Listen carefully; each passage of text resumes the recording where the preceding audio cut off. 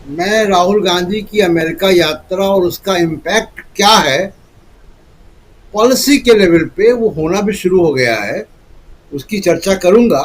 एक मिनट अगर आप मुझे दें कि ये जो ट्विटर का मामला है इसको भी याद कर लें थोड़ा। बिल्कुल बिल्कुल कीजिए। मैं चाह रहा था सेकंड राउंड में करें, लेकिन ठीक है, करिए जी। हाँ, देखिए, ट्विटर इसलिए चर्चा करना जरूरी है राजीव जी, क्योंकि अगर उनके सीईओ ने कहा कि उनके ऊपर दबाव था, ये था कि गिरफ्तारियां होंगी, सब होगा, ये हो रहा था। याद कीजिए कि संबित पात्रा ने एक ट्वीट किया था, जिसको ट्विटर ने 2021 की बात है, एक डॉक्यूमेंट लगाया था अपने ट्वीट में, कांग्रेस की टूल किट कहकर, और उसको ट्विटर ने जो है वो फ्लैग किया था कि मैनिपुलेटेड मीडिया। और इसके बाद दिल्ली पुलिस ट्विटर के दफ्तर में पहुंच गई थी। दिल्ली पुलिस का स्पेशल सेल गुड़गांव में ट्विटर के दफ्तर में पहुंच गया था। जो हम लोग राजनीति में एक शब्द आ गया बीजेपी की तरफ से, tool kit gang, tool kit. ये टूल किट भी उन्हीं दिनों किसान आंदोलन के विवाद से निकला हुआ मामला था। याद कीजिए, दिशा रवि नाम की एक छात्रा जिसको दिल्ली पुलिस ने गिरफ्तार कर लिया था, ग्रेटा थंबर्ग के ट्वीट को रीट्वीट करने के लिए, जिसमें कि किसान आंदोलन को क्या करना चाहिए, किसानों को अपने आंदोलन में क्या करना चाहिए, ये बड़ा एकेडमिक जो बातें थी उन्होंने लिखी थी पॉइंट बाय पॉइंट, उसको कहा गया टूल किट है। और दिशा रवि जो युवा 22-21 साल की लड़की उस वक्त थी, उसको दिल्ली पुलिस ने गिरफ्तार कर लिया। ट्विटर ऑलरेडी जो है वो गया हुआ है कर्नाटका हाई कोर्ट में सरकार के खिलाफ, बहुत सारे रिस्ट्रिक्शंस को लेकर।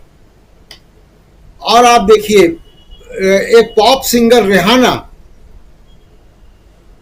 जिनके 8-9 मिलियन, कितने मिलियन फॉलोअर्स हैं, 80 मिलियन शायद, उन्होंने ट्वीट किया, किसान आंदोलन पे सपोर्ट किया, उनको ट्रोल किया गया बीजेपी के आईटी सेल के और बीजेपी के और मोदी साहब के समर्थकों द्वारा। मीना हैरिस, कमला हैरिस की भतीजी, उन्होंने किसान आंदोलन का समर्थन किया, उनको ट्रोल किया गया, बहुत बुरी बुरी बातें कही गई, कमला हैरिस तक को कहा गया ट्विटर पे। ये सब चल रहा था उस वक्त, जब एक हैशटैग था stand with farmers, I stand with farmers या स्टैंड विद फार्मर्स, कि हम किसानों के साथ हैं। इस हैशटैग को इस्तेमाल करके जो लोग भी ट्वीट कर रहे थे, उनके ऊपर शिकंजा कसा जा रहा था। तो अब देखिए कि ये जब हुआ है, उसकी पृष्ठभूमि क्या है। बीबीसी पे आप इनकम टैक्स भेज चुके हैं। क्यों भेजा बीबीसी पे इनकम टैक्स? जब जाहिर है कि मोदी साहब के ऊपर डॉक्यूमेंट्री बनी, उसके बाद भेजा आपने। इंडिया का प्रेस फ्रीडम इंडेक्स 150वां पहुंच गया, डेमोक्रेसी इंडेक्स ऑलरेडी पीछे है, रिलीजियस फ्रीडम कमेटी की बहुत एडवर्स रिपोर्ट है, उस पर विदेश मंत्रालय का, अमेरिका के विदेश मंत्रालय का बयान भी है। जी। इन सब के बीच मोदी साहब अमेरिका के ज्वाइंट सेशन में, पार्लियामेंट में, मदर ऑफ डेमोक्रेसी स्पीच देंगे। आप सोचिए, और जिस वक्त वो स्पीच दे रहे होंगे, अमेरिका के अखबार, मीडिया, ये सब कुछ छाप रहा होगा जो हम आपको बता रहे हैं। तो अब दूसरी बात देखिए आती है कि केवल अकेला ट्विटर नहीं है। मीनू जी ने चर्चा की थी आखी दास की, वो पॉलिसी हेड थी यहाँ की, जिन्होंने बीजेपी समर्थित पेजेस को हटाने के लिए, जो नफरत वाली बयान वाले पेजेस थे, उनको उसको हटाने के लिए जो है मना कर दिया था। मौजूदा जो पॉलिसी हेड हैं, वो मोदी साहब के डिजिटल प्रचारक रह चुके हैं। अभी जब इनकी जनरल बॉडी मीटिंग फेसबुक की हो रही थी अमेरिका में, मेटा की, उसमें भारत में नफरत की स्पीच पर एक प्रपोजल आया था जो गिर गया, लेकिन वो चर्चा हो रही है।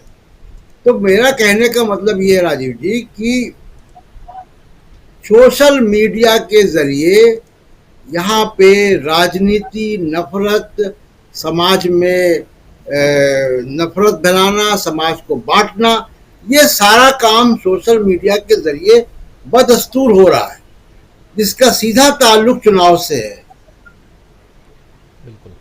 और इसलिए मैं बार बार कहता हूं कि अमेरिका में जो लोग भी हैं, भारतीय ताकतवर हैं या उनका आना जाना है, इन्फ्लुएंसर हैं, इन्फ्लुएंस करते हैं, उनको इन कंपनियों पे थोड़ा सा रिप्रेजेंटेशन देना चाहिए कि भारत के मामले में कम से कम जो ऐसी चीजें जो समाज में नफरत को बढ़ाती हैं, दंगे बढ़ाती हैं, अभी कोल्हापुर का हम मामला देख रहे हैं, किस तरीके से व्हाट्सएप का इस्तेमाल करके लगभग दंगों की स्थिति वहां पे कर दी गई।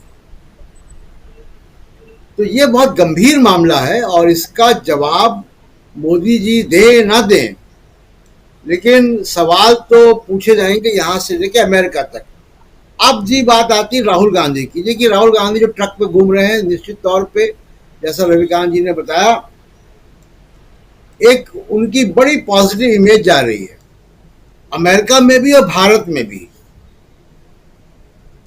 क्योंकि यहां से जो लोग, मोदी साहब भी जाते हैं, हाउडी मोदी होता है वहां पे, सब पैसे वाले लोग होते हैं और बिना मतलब की कई बार बातें होती हैं, जैसे कि आप दूसरे देश की राजनीति में जाके जो है हस्तक्षेप करते हैं जब आप कहते हैं कि अब की बार ट्रंप सरकार। राहुल गांधी ये नहीं कर रहे हैं।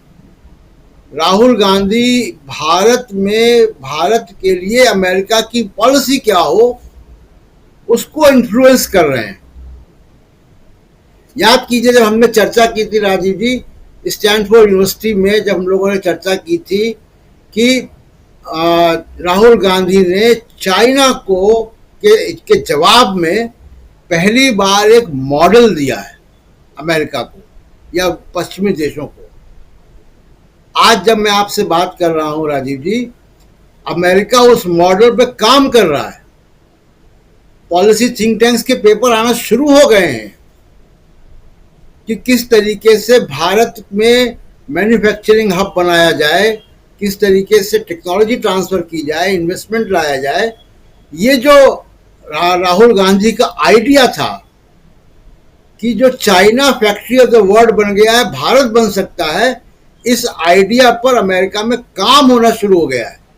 ये दिखाता है कि राहुल गांधी का इम्पैक्ट क्या है ग्लोबल पॉलिटिक्स में बिना मेंबर ऑफ पार्लियामेंट रहे।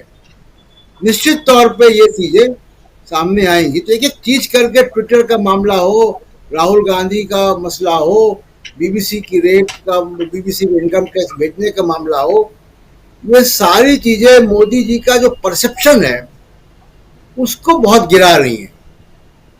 जैसे शेक्सपियर ने हैमलेट में कहा है ना कि मुसीबत जो है वो इकट्ठा आती है।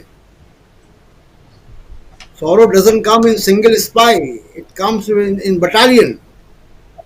तो जब मुसीबत आती है छप्पड़ फाड़ के आती है, तो उसी का ये अंदेशा है।